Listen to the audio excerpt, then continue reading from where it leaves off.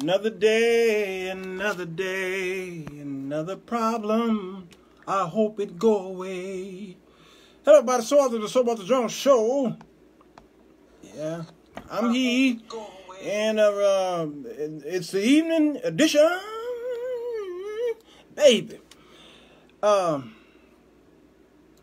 folks scared of y'all. You black folks who's watching this right now. White folks are terrified, especially old white ladies. They scared. Whenever I walk up and down the street in those areas, they frightened. They scared. They grab their purchase and clench them. Shantae said, "What's going on? What's going up? Yeah, I'm about to tell y'all what's going on." Yeah, Deanne. Yeah, this. I want to say this gonna be short, but I'm tired of lying because I want to make it to heaven. I be lying when I say this gonna be short. So if I don't say this gonna be short, maybe it'll be short. I got a video I want to play to y'all. Chicago has been hit with terror again. We had a 70-degree day today, 72 I think it reached, which scares white folks. It scares black folks too. Yeah. Summer ain't even here yet. Yeah, Dolores said, don't lie. Summer ain't even here yet. And almost 30, was it 30 people? I think about 30 people got shot this weekend here in Chicago, Beverly. Yeah, about 30 folks got shot. A few people died. Where did most of those shootings happen? I don't have to tell y'all, do I? And the irony behind all this stuff is Chicago per capita ain't even on the worst, most dangerous city list in America or the world. Ain't that by nothing. So the narrative was pushed that it is. And the people who live in certain neighborhoods feel that Chicago is the murder capital of America. And it's not even on the top 10 list. It's not even on the top 15 list. And there are some people who live up north in Chicago who've never heard a gunshot before in their entire life. They never heard one. But if you live in Inglewood and Grand Crossing, and if you live in maybe parts of Pullman area, part of Roseland area, the dirty South, it's Lawndale, you know, these people hear gunshots almost daily. And they don't know if their kids are going to make it home from school that day. They don't even know if the kids are going to make it to school that day. They don't even know if the kids are going to make it through the night because a bullet could come through the window and take the kid or them out. Chicago is pretty well messed up. That new mayor looks like, okay, I'm not even going to Cornell. Nah, I don't even know why I even started to read that. Yeah, so don't listen to the narrative that the whole city is screwed up because, believe it or not, as far as the tourism is concerned, Chicago is number one. Hotels are booked in Chicago more than it is in Vegas. You understand? When I was out there Ubering, I always picked up people from around the world. And they all got in my car and they all asked the same question. From around the world, they'll say, "Hey, is it really that dangerous here in Chicago? Is it really the murder capital? Am I going to get shot?" And my answer to these folk all the time, because it's mostly Europeans, you know what color they are, right? My answer to them is the same thing all the time. Why would you spend all that money to come to this city thinking that you're going to get shot? Huh, white folks? Huh? Why would you come all the way from all those the Pacific Ocean, the Atlantic Ocean, the Indian Ocean, the Mediterranean Sea? Why would you come here thinking you're going to get shot? Do you live that dangerously? You know what I'm saying? And then I have to tell them, listen, where you are right now, the likelihood of you getting shot would be the same as me going in that drugstore and winning that $1 million lottery that just dropped the other day. Yeah. I'm going to win the lottery and you going to get shot. That's okay. I said, so you know, we are the 18th, 19th safest city in the country. That was 2018, by the way. Makes no sense, do it? Makes no sense. How in the world can we be the 18th safest city in the country? And every time you turn on the news, when you hear Chicago, you hear murder and shootings and gang. Because, well, it's really about the narrative. It's how you present the pie. Yeah. Y'all remember watching the episode with Bill Cosby? I know it's hard to say his name. Okay? He had a great show. And I had a moment with my son who came home from a restaurant and had a phone number of a girl in his pocket. And he showed it to me. And he said, "Hey, Dad."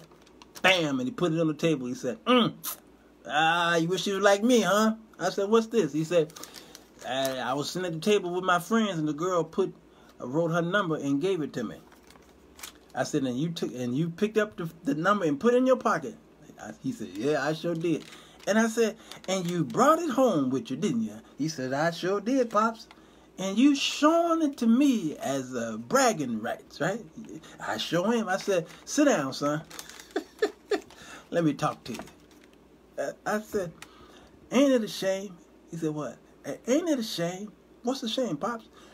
"It's a shame that sweet little girl is just donating her pearls to any Negro that she see in the restaurant. Ain't that a shame? If that was your daughter, how would you feel? She took something as so precious as a steak, and went in the back alley and took the garbage can pail, the top, and took that off the pail and went in the kitchen and took your steak and put it on the garbage can top." Yeah, my son wasn't old enough to remember that episode on the Cosby Show. Yeah, and I said, "She brought you a steak dinner on the garbage can top and set it there, and you took it." I said, "Do you not know that probably that girl wrote her phone number on several pieces of paper all that day? And you proud about this?" Oh, Jesus. Son, this is not becoming of you. So I went to bed, and the next morning I woke up and I went to make some breakfast, and I went to dump something in the garbage, and guess what was in the garbage? That phone number. Yeah, you see, it is how you present it. It's how you, again, it's the narrative. Look at this video right here. I'm going to show y'all something. Let me show y'all something. Right here. Let me show you. It's unknown how the incident began, but as seen here, a security officer working the McDonald's at Chicago and State Sunday is seen on cell phone fighting with two men. As customers look on, the security guard draws his weapon, the men back off. Tonight, outside the restaurant on the sidewalk, people are reacting to what happened. Some wondering why no one tried to intervene in the 2-on-1. Ilias is a freshman at nearby Loyola and says he saw the whole thing going down from a classroom several stories above. I'm surprised he didn't pull the trigger. I'm actually very surprised he didn't pull the trigger. This incident comes amid a backdrop of several others in the River North neighborhood over the weekend. Okay. 21 people in... Now, let me show y'all something else. Y'all ready for this? Let me show y'all why white folks scared. Let me show y'all this. Okay? Here's another one right here.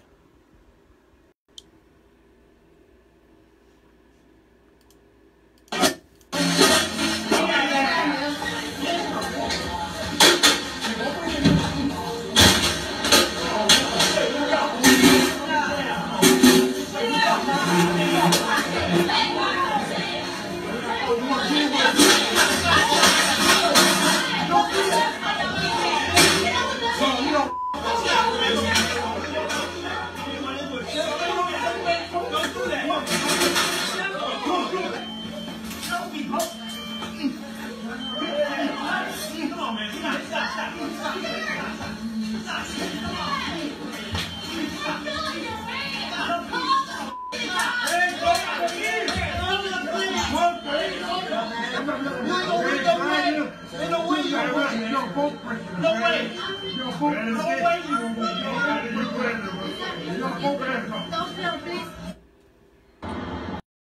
Okay. Anybody surprised of all that? I can keep showing y'all videos for days and days and days. All right. White folks are scared of y'all, and it's justified. This is justified. Why? Because you don't have a handle on your kids. Do you not know that the most dangerous picture that a white person see is a little black boy with braids? He is the most dangerous picture of a person that white folks see. David Tadlock says he ain't scared because he's soul brother number one. I know he ain't scared. They are frightened. They are frightened of braids on a black boy. Yes, they are scared of the consequences of depriving a people group. That's on them. Yeah, Shantae, maybe. But if we continue to defend black people the way some of y'all are defending them, you give birth to what we see right here. Some of y'all are held responsible for the terrorizing of a city by the group of a few folks. Blessings to you, Quentin. And when you can't see that this side is bad and this side is bad, y'all sound like Donald Trump, who, when those white nationalists ran down that woman with a car and killed her and was marching and talking about whatever they was doing, he said there was good people on both sides. He was defending the nationalists. Some of y'all sound like y'all got the Donald Trump spirit in you. If y'all would just pull back on some of y'all's pro-blackness, that would be great. Yeah, Joe says bigotry is rooted in fear. Yes, it is. Yes. Now, we also need to understand why our young men are so angry. And I'm going there, Anthony King. Here's where I'm going here. The prosecutor. What's her name? She recused herself from the Justice Smollett case. Okay? And then her department let this boy go with a $10,000 fine. And then she gets in trouble. And Kim Fox, thank you. All right? She gets in trouble. And now she's fighting for her job. What happened next?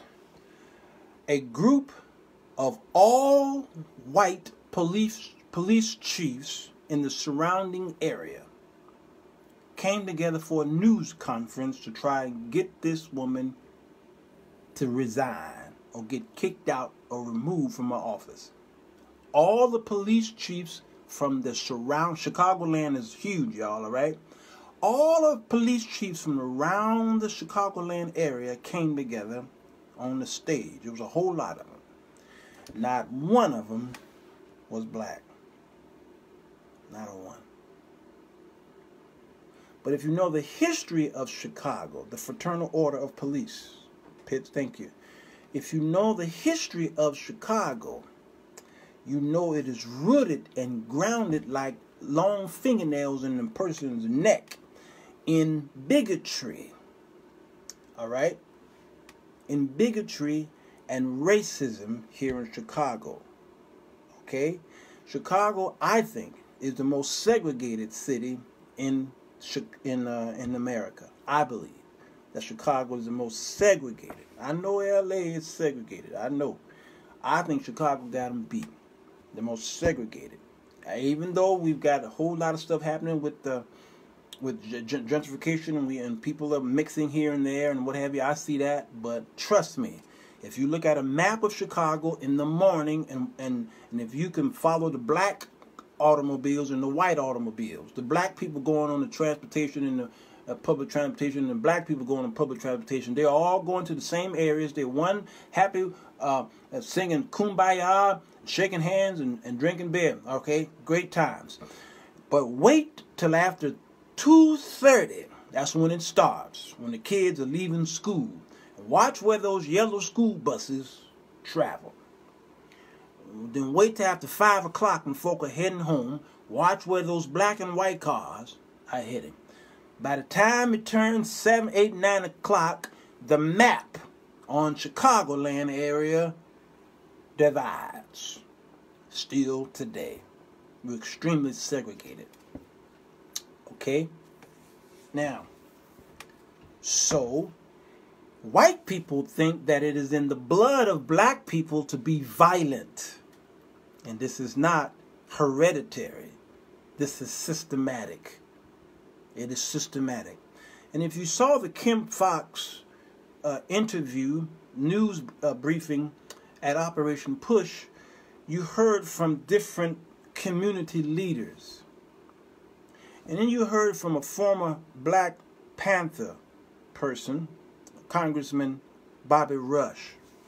And you heard what he said about what the FOP, right, did to kill off the leader of the Black Panther Party, and then going in and he talked about Burgess, was that cop who was framing black men and having them thrown in jail, and was planting weapons and planting drugs and torturing them. The Burge guy, okay? Notice what he was saying about Chicago is known for what's called the Machine. And it happened through, thank you, John Burge. And it happened, thank you, Monica. And it happened through, and the mayors, it goes all the way back to the first Mayor Daley, the daddy mayor who was elected in the 50s. It goes back to Big Bill Thompson, way back in the roaring days of the gangsters of Al Capone. All right? And it has always been that way, and the mayors help this thing stay alive. It goes from the time Daley died. Then we had, of course, Mayor Bolandic, and then after Mayor Bolandic, it was Jane Byrne. All right, and she moved into the projects to try to show y'all how safe it was. After Jane Byrne, then we had Harold Washington, the first black mayor of Chicago, and before he was elected and when he was running, they were telling the police to arrest as many blacks who are old enough to vote. Arrest them. If they jaywalking, get them off the street, because we do not want them to vote in this election, because they saw that for the first time in Chicago politics, we united around one man, Harold Washington. And it put fear in white folks here in Chicago. This was y'all help me out, 80, 81 or somewhere around there. Okay? And they was trying to get rid of black folks off the street, right? Up until the day that they went to vote. And they voted for this man, and he won almost by a landslide. And then he went to work at City Hall, and then they had what was called the something wars. What was they call it? Pitts, help me out. The something wars, the committee wars, or something like that. Monica Narr, 1986 that's his second. That's his second term. I'm talking about his first term. Because he died a year later. He died 87. Michelle, he died in 87. That was his second term. So, but they elected him in 82, 3, somewhere around there. Okay? And yeah. And a lot of us do believe. Council wars. Thank you, Pitts. The council wars. And it was was it Verdoliak? I think it was. And this man right now who's in trouble with the law right now. Okay? And they tried to make sure that this man did not become successful as a mayor.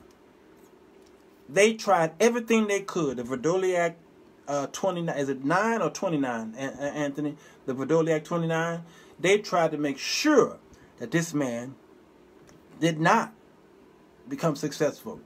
But they didn't understand that Harold Washington was a walking encyclopedia. Okay, he was Harold Washington was one of the smartest men we know, both black and white. Thank you, Pitts. He was voted in 1983. Ed Burke, Anthony King. Thank you for being here, because I live here, but I don't know much. Ed Burke is in trouble right now, and Ed Burke, even though he's in trouble, he's trying to attack Lori Lightfoot. She's not even in the thing yet, and he already going after her. Why? Because Ed Burke is acting like Samson did when he got a haircut from a female barbershop. Edward Vidoliak, yes. He went to female haircut shop.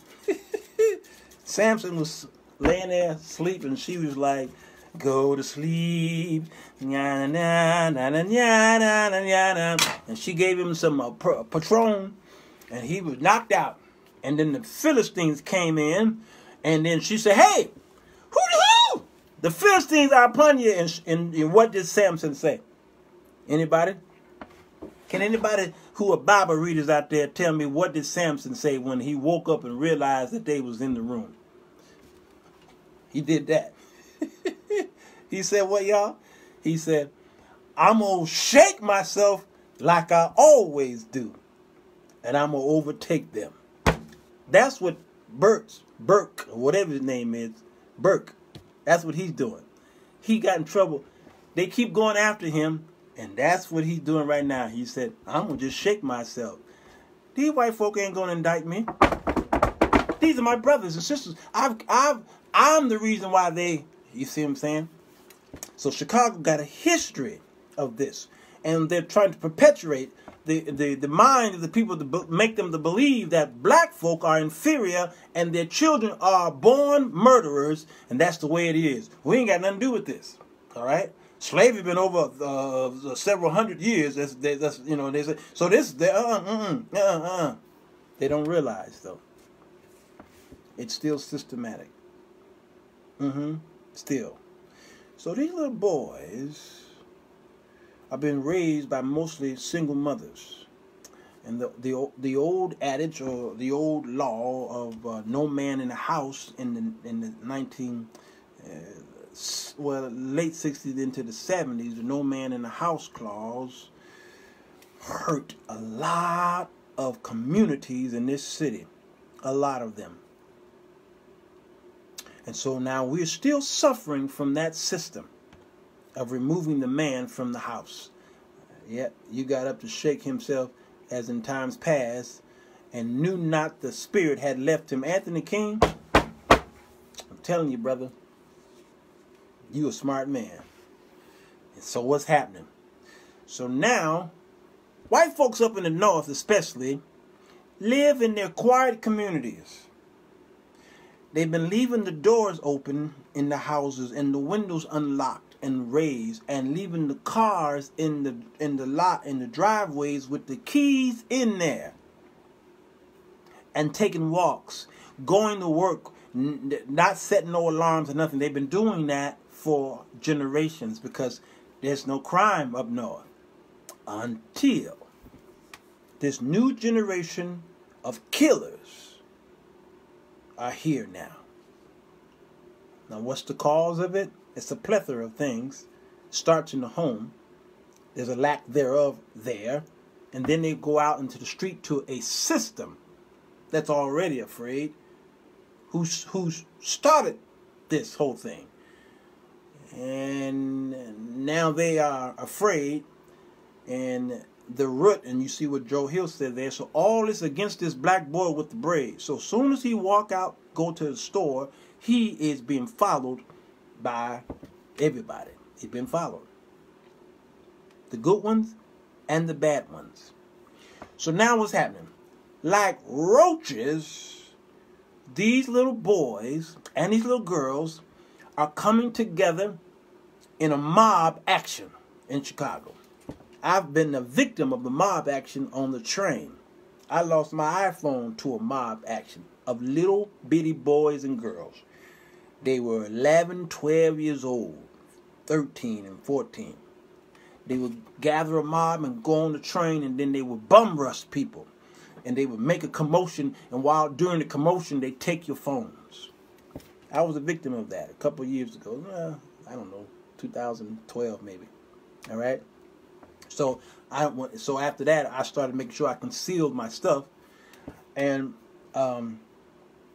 so they're going now into what's called the Magnificent Mile, the Mag Mile, a place where people shop who got some money, or you do some window shopping, whatever, all right? They realize that now there's an uptick of little boys and girls, blacks, walking there in mobs. So what happened? The stores decided to do a type of curfew, in a sense, where they says that we won't, after 6 o'clock p.m., I think it was after 4 o'clock p.m., no minors are allowed in this store unless they have a parent with them. Okay? So what's been happening? They tore down Cabrini Green. They tore down Henry Horner. They tore down Stateway, I think they call it, apartments. They tore down Ida B. Wells. They tore down Robert Taylor Homes. Okay? They tore down all these courtways. Right? Tore them down. And they made a promise to these poor people that we're going to tear down, and then we're going to rise them up a little, not as high as before. We're going to rise them up a little off the ground, and then we're going to move y'all back in. They made them believe that that's what's going to happen. Okay? And what they do, they shipped them out, shipped them to the suburbs, and the suburbs saw an uptick, hey, Aura, of violence. Why? Because you turn the lights on, and roaches got to go somewhere. So they tore down the projects, and well, like roaches, where they gonna go? So what happened? Those white folks up in the north areas and the western suburbs, in the downtown areas, realized, where did black folks coming from? They breaking in the cars, they breaking in the homes. Okay, they doing this and they're doing that. And they're trying to figure out, why is this going on? Why? Jackie said they gave him Section 8. Yes. All right? So they says to the Cabrini Green residents, don't worry. If you just, don't have any kids that's got in trouble with the law or anything like that, we'll let you back in. So they tore it down and built up really nice over there in the Cabrini Green area. It's beautiful over there. Homes are going for $300,000 and $400,000. All right, in that same area where the projects were. So they built these places back up, and all those people that was in Cabrini Green, they says, you can't come back no matter what. We ain't letting you back in. And white folk poured in there. You might see a couple black folks in that area who live in those areas. Okay, they middle class. One woman, she had like 5 kids. She qualified. She had the decent job, and she had great faculty school, what have you. But that she had one child who got arrested for something minor, and because that one child got arrested for something minor, they would not let her in those new apartments. So what did she do? She told that kid, you got to stay with grandmama, and me and your brothers and sisters, we moving in this place. And one monkey ain't gonna spoil this show. It's sad, but that's what happened. Okay, I'll read this. They probably gave them Section 8 certificates so that they could move and rent all over. Yeah, that has been in trend in public housing for 20 years. Yes. But they specifically wanted them to move in a certain area. And what area was that? Out of the city. And if you're gonna move in the city, you move into the areas that I just mentioned. They tried to do mixed market housing. Well, yep, white folks weren't staying there. No, exactly, Monica. Mixed market. And white folks like, no. This housing thing in Chicago has always been a problem. It's a huge discriminate situation. It ain't changed. And if you look at that, go on my wall and you see the Kim Fox interview with Jesse Jackson, and Bobby Rush and a few other community leaders and Dorothy Brown, and you'll see that this thing have not changed. It looks like black folks don't come up, and in a lot of areas we have, but the system against us is still very strong. Now, that's the system. But what are y'all doing about your little boys and girls who's running rampant in the streets? What are you doing? You can't continue to be constantly pro-black every time a police shoot a little boy, and now y'all marching in the streets, and y'all sending this little boy, you know, there was a little gun, piston carrying gangbang or what have you, and then y'all are just praising and sending him to heaven and all these things, and y'all marching against the police and the mayor and all this stuff for some little boy who ain't never been right. Never been right. And y'all don't have the proper balance. It's okay to be pro-black. It's all right. It's good to shop black businesses. It's good to move into black areas, and Bronzeville area especially. That's one of the last original black areas in Chicago. Is thriving with black businesses. Okay, and banks. The only black bank left in Chicago is right there. And two African brothers had to come here to rescue the bank. We just lost Seaway last year. That was it. All right. And so I believe in supporting it. I believe in our culture and our music and our food and our worship and all this. It's great to support them. And when they're done wrong, I'm one of the ones that will go and I'll march. I'll send money. I'll support the GoFundMe. You know, I'll go to Operation Push. I used to go to Operation Push quite a bit. All right. I played the piano there a few times. All right. So that was me, community man. No problem. I got no problem supporting your child through school. I'll send $50 to buy them a book because you can't afford the book when they start their new semester. That's me, all right? But when you so pro-black that this kid can't do no wrong, this is the problem with the school system today. Because you young ladies, you women who are birthing these children, you go up there and you terrify the teachers up there. Yes. You go up there and you want to beat up the teacher. You want to shoot the teacher. You threaten the teacher's life because the teacher failed your old crazy... I shouldn't have said that. All right. Your kid, your wayward child, got failing grade, and you want to go up there and blame the teacher for a little pistol starter over here. What are you doing to raise that child? All right. Now, you're saying, I got to work a couple jobs. I can't afford it. And I got, that's fine. Now, let's see what the community to do. So who am I going to attack next? I'm going to attack the church. I'm going to attack you next because you getting on my last nerve. The church in Chicago. There's too many freaking churches in Chicago. Too many churches in Chicago. Too many. Because why is there so many churches? Why y'all, every time somebody's called to the Lord, now you want to open up a church? Why? Because the crab in the barrel is still going on in the communities of black neighborhoods. You don't know how to come together for nothing. Nothing. Talking about some you on Black Wall Street. You'll never get it in the city of Chicago, ever. You will never see Black Wall Street. Never. You go up and down Michigan Avenue right now, right here where I live in Roseland. You go up and down Michigan Avenue from 95th Street all the way to the Wild 100th, 130th Street. You're going to see a church on every other block, all right?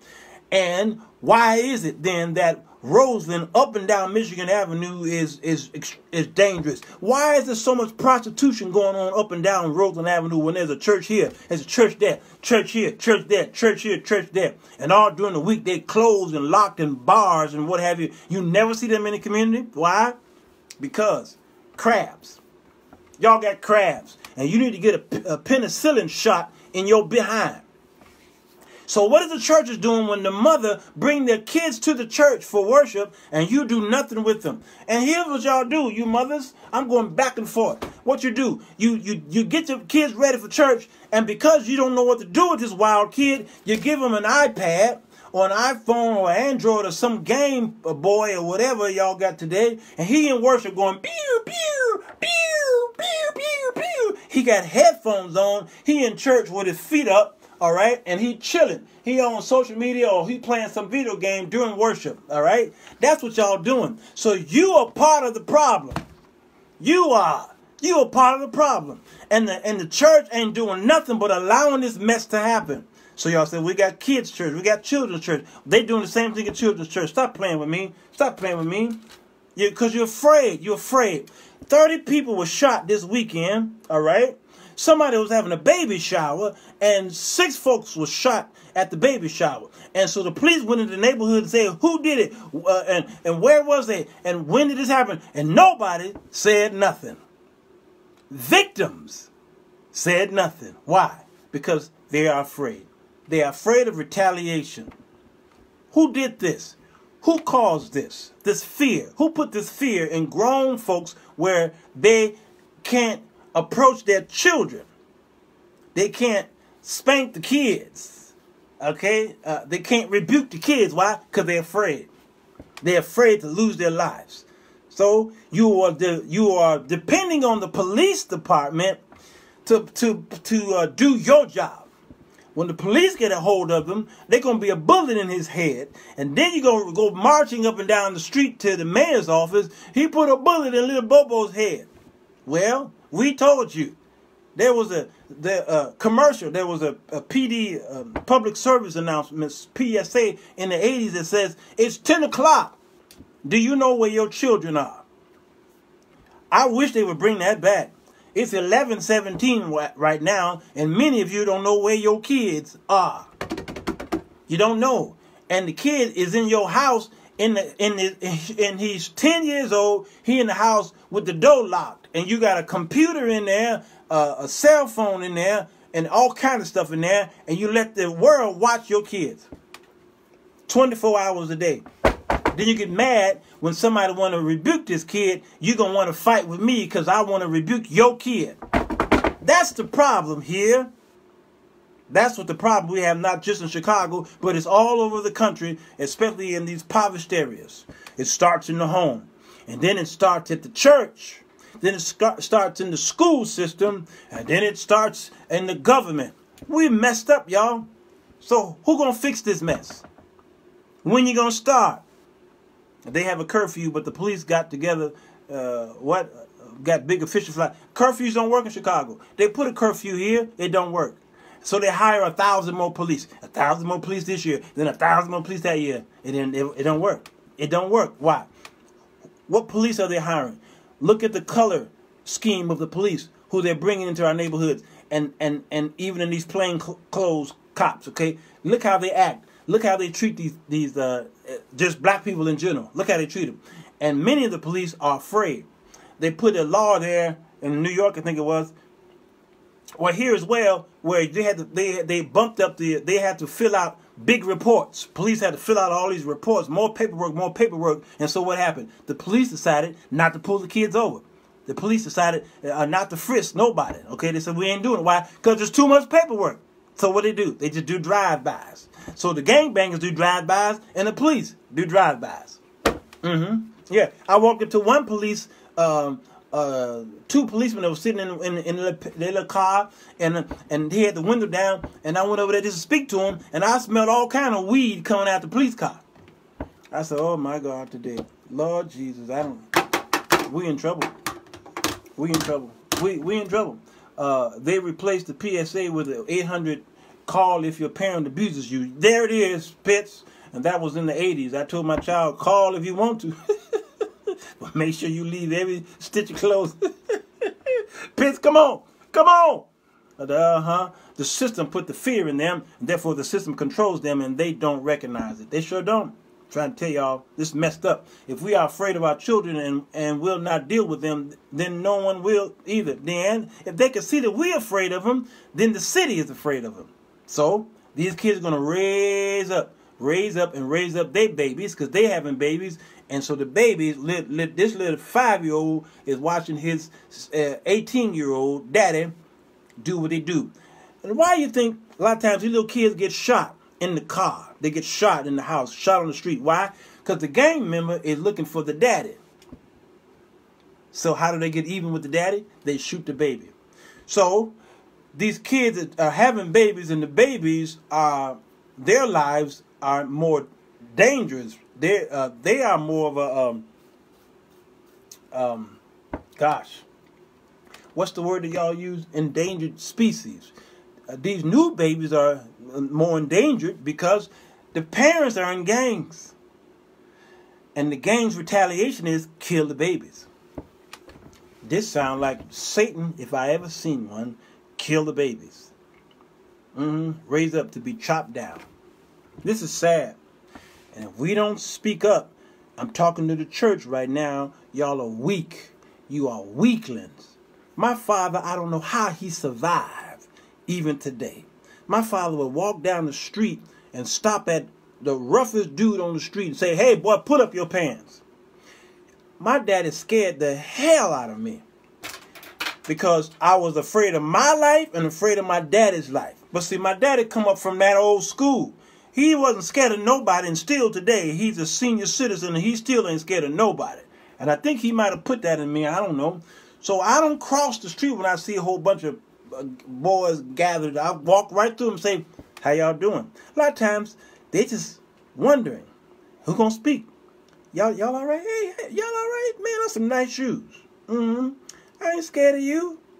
You can take everything you want from me. Take it from me. That's fine. I can replace the iPhone. I can replace the wallet and the money. I can replace all of that stuff. I can replace that. I'm not worried about that. My life is in the hands of the Lord. And if you shoot and kill me, it's because God's permissive will allowed it to happen. So I don't fear because my life is in God's hands. So when I walk up and down Inglewood, I walk up and down Pullman, and I walk up and down all these streets, okay? Grand Crossing, especially. When I walk up and down these streets, I don't really fear. Because if somebody put a bullet in me, you know what I'm going to say? If I'm got a last breath to take, I'll say, well, thank you, God. Apparently, this is how you want me to see you. Because my life must be done. I appreciate it, God. Okay? Other than that, I've been robbed before. I've had a couple guns pointed at me right here in Chicago. I had a saxophone on my back, and I think I had a portable keyboard, and my wallet in my back, and I'm walking out of my car into my apartment one day, and this boy just walked up on me with a sawed-off shotgun. I'm like, this Negro is bold. And he said, give me your money. I said, no problem. I dug in my pocket. I think I had one. I used to carry those $2 bills. I was collecting them. That's not Susie B, is it? Who's on the $2? And I said, yeah, brother, that's all I got. Yeah, I'm like, you want these too? Because this stuff can be replaced. I could tell he was an amateur. He just took my money and just walked away. Got in his getaway car. I said, okay, no problem. And my heart wasn't beating. I wasn't nervous. I wasn't sweating bullets because I knew, I'm like, you know what, God? This how you want me to go out? Well, praise the Lord. That's all he wanted was the money? Okay. I was married at the time, and I went into the house and told my wife, and she could not sleep all night long. She couldn't sleep. And then I said to myself, why did I tell her that? I was tossed. Why did I tell her that? She can't sleep. The next morning, she didn't know what to do. She was just so panicking. I'm like, oh, maybe it wasn't for me to tell her that. But I had to tell her because this was right there in our neighborhood. So even today, I walk outside, and I smell the air, and I said, well, God, thank you. If I get shot today, praise God. I know where I'm going. You see? And if they take whatever, I got insurance on this place. I got insurance on the car. They can carjack me and take it. State Farm is there. They'll take care of me. I just dropped Progressive. Progressive was robbing me blind. Matter of fact, Progressive was robbing me more than that guy would have robbed me on the street. I mean, Progressive, you know, I love you and Flo and everything, but apparently y'all keep raising my rate so you can pay Flo's salary. So I said, State Farm, do you really care? Yeah, and so they said, all right, we care. So here, so take the car. I'll get another one. All right? You got to walk down the street, y'all, with a little more boldness than stop being such belly, weak, yellow backs. That's why you can't do nothing. God has appointed the number of days believers should not fear. Joe Hill, come on, man. I traveled the depth and breadth of this country and some of the craziest places. and California and New York and even in Florida. Y'all think some of those places are great places, but do you not know Orlando is a very dangerous place to live? Y'all didn't know that? They know you're a tourist. Yeah, just because some of those places are nice. Orlando, Florida is dangerous.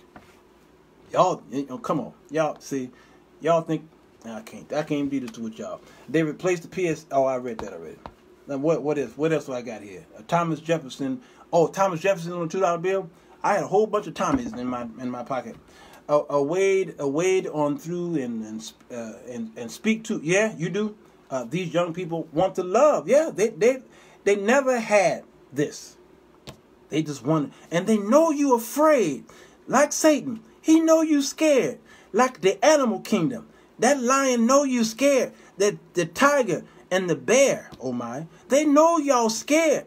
So they say, stand your ground, don't run. And for some animals, they say, but don't challenge them either. Don't challenge them.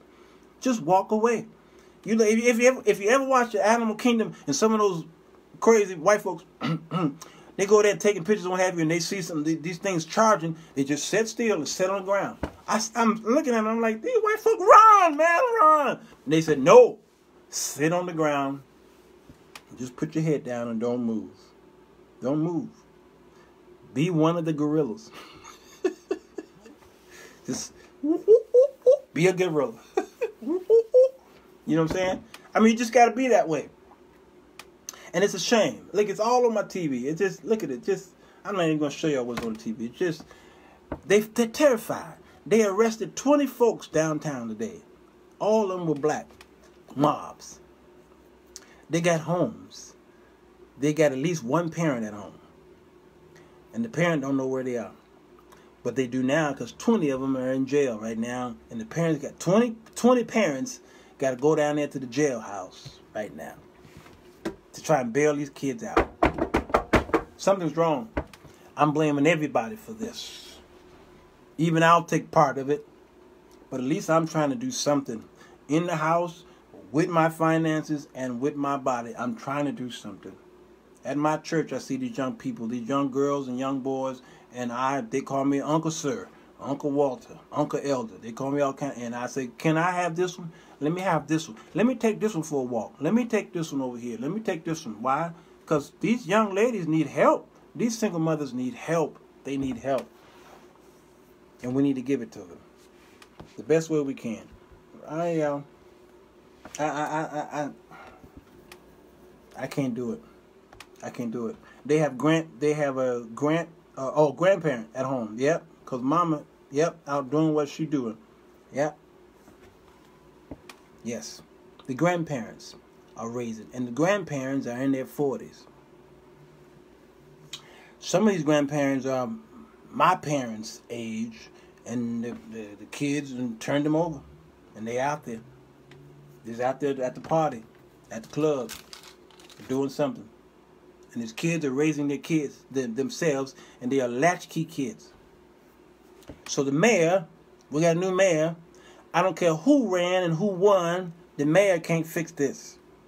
The police superintendent, we don't have police chiefs, we have superintendents. They can't fix this. The police department can't fix this. No. Y'all are making their jobs just hard, because you're not raising the kids properly. You're not. So is there anything going to change? I don't know. I don't know. I will say this. I thank God for my children. My son and my daughter has never given me no problems. Me and my brothers, we didn't give my parents major problems, all right? When I say major problems, you know. My parents didn't really have to go and bail us out when we were coming up. Why? We were afraid. We wasn't afraid of the police. We were afraid of my parents. We were blessed to have a father in the home. But there are some single mothers out there who didn't, you know, there was no husband or man in the house, and still they raised their children perfectly, brilliantly, more so. Kid never gave them any problems. They went to school and graduated, got degrees and what have you, and they didn't have no father. So I'm not telling you who are single mothers that you can't do it on your own. But if you cannot do it on your own and you know your kid is wayward, you introduce that child to a big brother, someone, a father figure. And it's not always your pastor. Your pastor busy. He too busy. Yeah, y'all call him daddy and your spiritual father and all that stuff. I'm sorry. Your pastor too busy. He can't take care of all those kids. No. A lot of times he can only tend to those kids on a Sunday from the hours of 11 to about 2 o'clock. And that's it. His fathering, spiritual fathering days are done until the following Sunday. So don't come to me telling me, thank you, Jackie Hines, I was trying to look for the word mentor. Don't come to me saying, well, our pastor is a father figure to him. Yeah. How often can he call the pastor? How often has he been over to the house? How often do they go out? How often do they talk? Huh? Do the pastor go up to the school? No. Then I'm sorry. I'm sorry. Get mad at me all you want to. No. Find that kid a mentor who's on call 24 hours a day if you can. Because I know I'm one. You know how many single mothers call me to say, can you please talk to my child? Please talk to my child. And I have literally, at this time of night, for those of you who may be watching the replay on YouTube, it's not in the morning, y'all. It's at late night. Sometimes at 1 in the morning, because they know I'm single, and so they know I can do whatever I want to. Please, my son is down there at that liquor store. Can you please go see about my boy? What do? I got to put on my clothes. Or if it's 1 o'clock, I got my clothes on because I don't know how to go to bed. I go get in my car and go drive up there to the liquor store. Hey, Bobby! Hey, Uncle Sir! Bobby. Why, man? Why? What? Let's go for a walk. Let's go get some ice cream. This place here is open 24 hours. You know, this is a big city. It's 1 a.m., yes. There's an ice cream shop open. Come on, let's go walk. And I sit down and talk to that kid. Meanwhile, I'm texting the mama. We're fine. I got him. Go to bed. Don't worry. And if it's really, really late, I'm going to have the kids stay with me. And I'll drop them off in the morning. What happened to those kind of people, though? Where they at? Huh? Yo, where they at, y'all? Can y'all tell me where they at? What be they be? It starts at home. So glad I've raised mine to be responsible, respectful, and love God. Or you sure did. Your children are blessed. They have their failures, but they keep pushing forward to be good citizens. Yes, or I have the heart of desire. I know for a fact. I know her kids. So she ain't lying, y'all. Pitt says children nowadays have nothing to be afraid of or nothing to respect. There was a mother who lived next to me that cussed her children every single day. And I saw the outside one day, and she cut her eyes at me, and I spoke to as I spoke to her children. Yep, the look on the children's face was, rescue us, please. See, Pitts, that's what I'm trying to tell you. All right, I'm going to tell this story one more time, because a lot of times I have new people who join the Sirwalterj show, so many of you heard my story before. But I'm going to say it one more time for the 1000th time. I walked into a liquor store in the projects just to buy me some cookies. And there was a woman and her 2 friends and this little boy. He might have been 6, 7 years old, jumping on top of the heater, up and down, up and down. And I'm like, are they going to stop this boy from jumping? They're trying to break Habib's heater. Yeah, Habib. They're trying to break Habib's heater. My God, I want some peace. Can I get some cookies? And you already know the store had a bulletproof window, you know, that thick. So you got to scream to the little holes that they poke in that window. Can I get some cookies? You want what now? Me? Huh? Can I get some cookies? Cookies. You see what I'm saying? That's my neighborhood. Well, not this neighborhood, but yeah. Anyway, and so I get my cookies, and the mama say, boy, get down from there. Boy, get down from there. And that boy turned to the mama. Every time I think about this story, I want to... hey, Alexa. Alexa. Can I cuss? I can't. Sorry, I'm not sure. Okay. So I can't cuss. My woman said I can't cuss. So the kids say, F you, mama. Whoo! I feel like Fred Sanford. I feel like Fred Sanford. I'm coming to see you. Elizabeth, I'm coming to... He said, F you, mama. Ah, whoo, my heart. And the mama, her response, every time I tell the story, there's something going on in my chandelier up in here. Just, my dignity level. So I grabbed my cookie, and I'm sweating because I know that kid's getting ready to get his butt whooped. And I grabbed my car. I said, give me them cookies. Hurry up, Habib. Give me the cookies, man. I got to get out of here. And he said, hey, give me. I grabbed them cookies, and I had something else, and I grabbed that. I got to get that beep out of here because this boy's about to get crucified. And Mama turned to her friends and said, did y'all hear what little Booby said? What Booby said? Say it again. F you, Mama. Oh! I know I fainted. There was a span of about 30 minutes because I know I walked in there at 10 o'clock and I woke up at 10:30. I know I fainted. I died, I think. I gave up the ghost for 30 minutes on that nasty floor at Habib's shop. I know I did. It was in the beginning.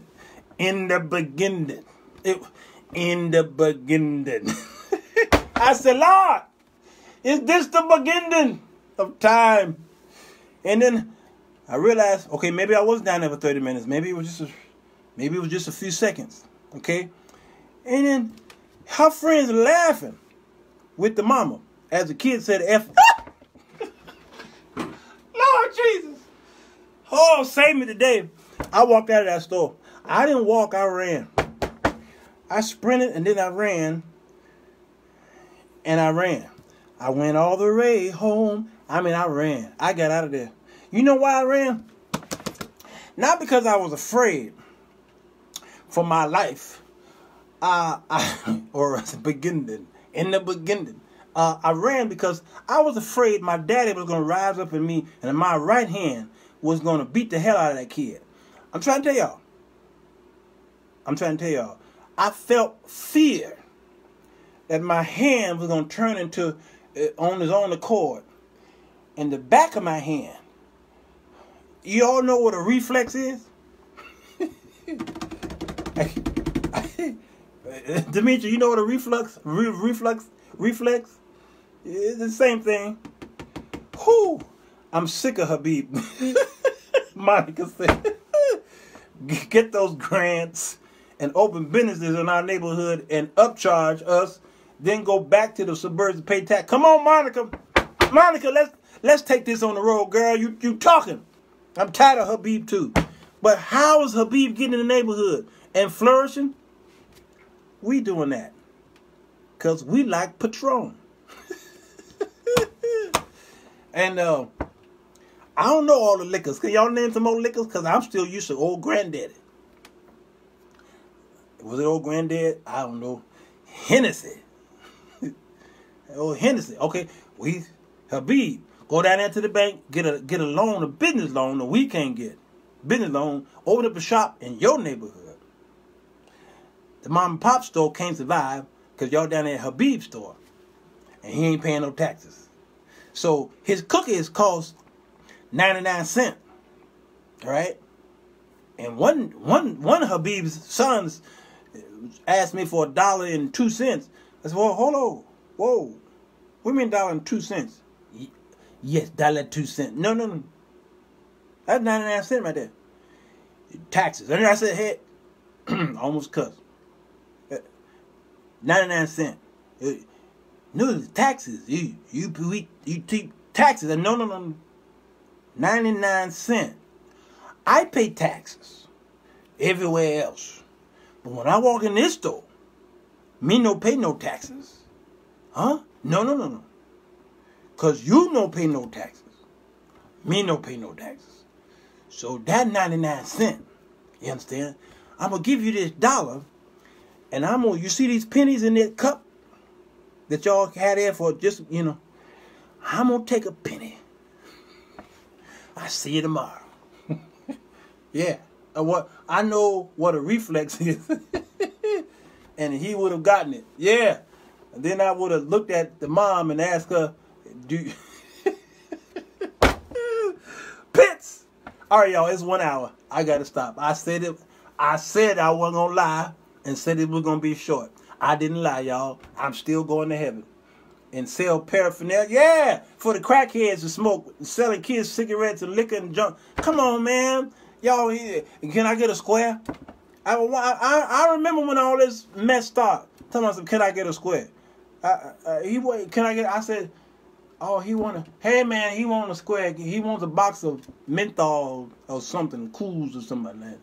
And he said, no, I want one. You want one?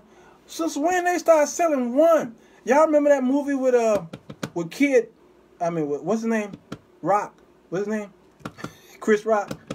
He went in there with the store and he wanted a rib. he wanted to order the chicken rib. Chicken ribs, spare ribs or whatever. And who was that over there? Who was the clerk? Was it? He dead now. What's his name? You want to order ribs? Yeah. One rib, please. And he had a wad this thick. Yeah. One rib. That was me. I'm looking at this. He gonna get one cigarette out the box? Nah, man. This neighborhood going down. We have made Habib rich. Or we have done that for our convenience. We refuse to do without creating comfort long enough to have something better. It's sad. It's sad. So, for those of you, I put a post on the wall. Yeah, Pookie. Yes. Reverend Chris Rock. I put a post on the wall.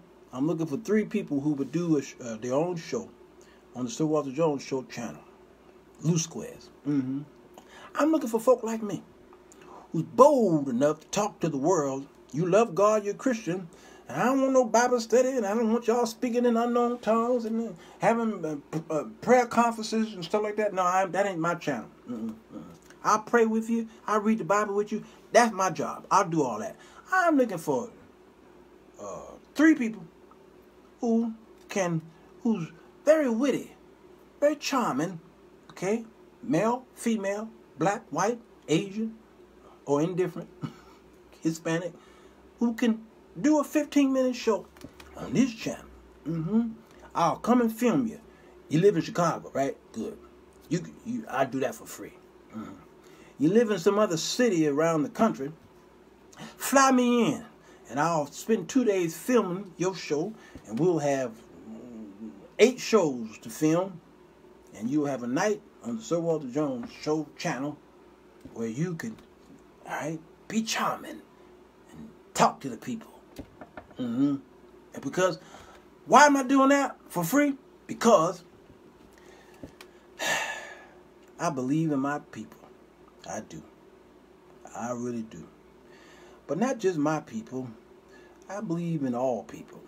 I believe that you got a business and you want to really get yourself and your name out there. I believe in supporting you. Yes, I do. I really do. Because somebody gave me a chance. Right here on the Sirwalterj Jones Show. You see, I got all these people who watch me every night. Some of my videos get a few thousand hits. I got one video that's got 500,000 hits already, right?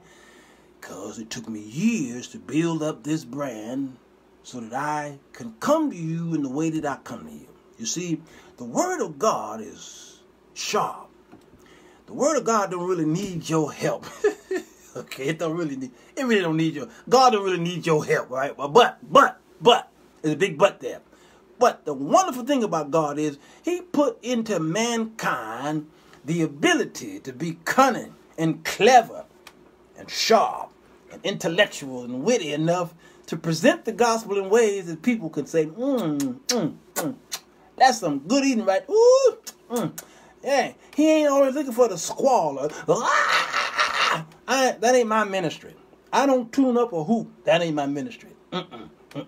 No, I just want to talk to you and my background and all of my special effects, all that, just so that I can get one little message to you out there, that Jesus Christ is the Son of the living God.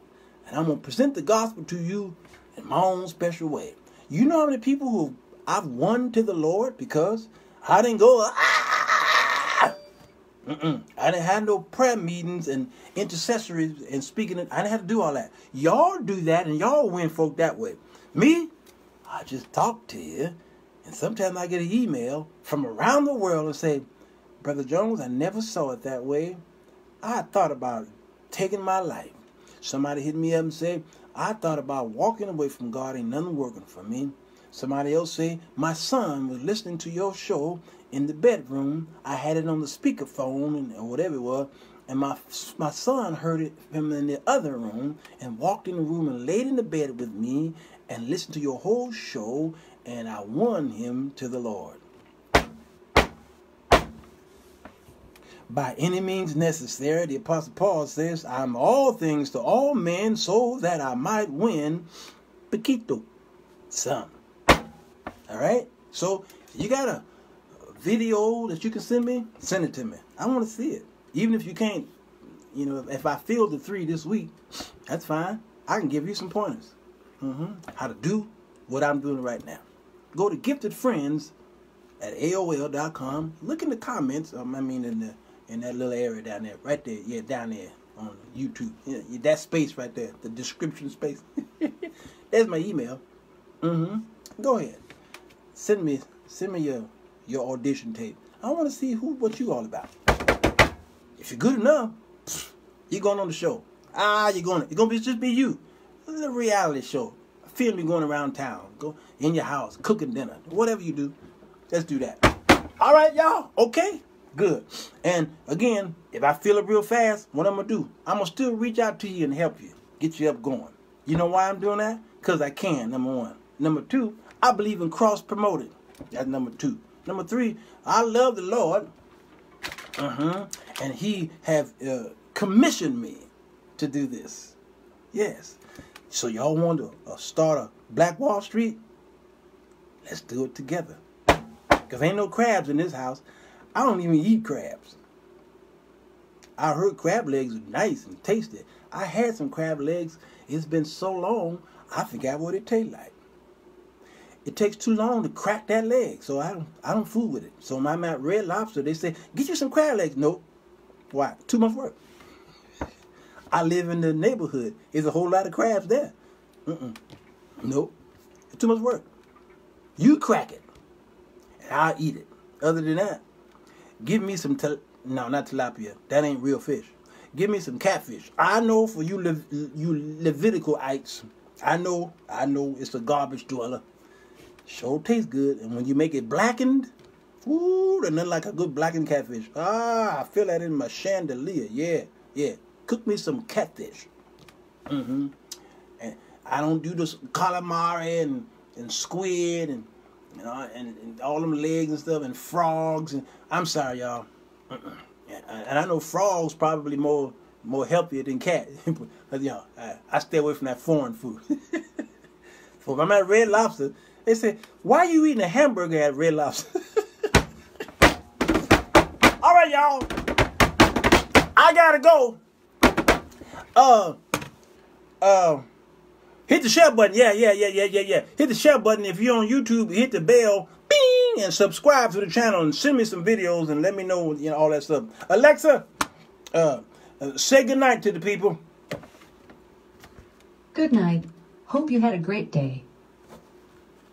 I love y'all.